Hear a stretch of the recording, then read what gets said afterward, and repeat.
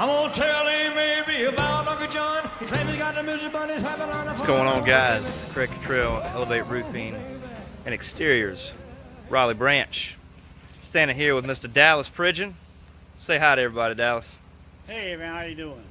So what we're doing with his today is we're about halfway through with his project. We've took off his 3-tab shingles, steep 10-12 pitch, and right now they're working on the valley, and we've got an open valley, as you can see there, where the metal is actually going to be exposed, and underneath that metal we have ice and water shields. So if ever it was to leak for some reason or another, which it won't pass through that ice and water shield. So we've got like a double protection on the valley.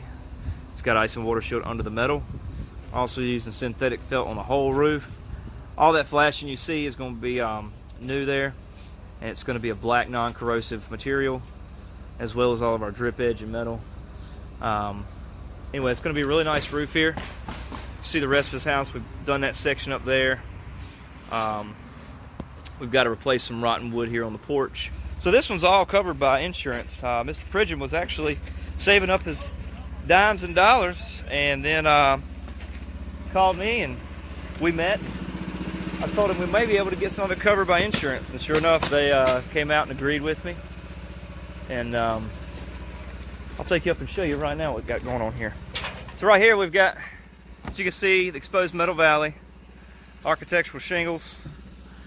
We've got starter strip, just as we should. Drip edge here, all aluminum, and under that pan right there is ice and water shield as well. Synthetic felt that serves two reasons. One, it's much better, it doesn't rip easy at all like tar paper, and it's safer for our crew.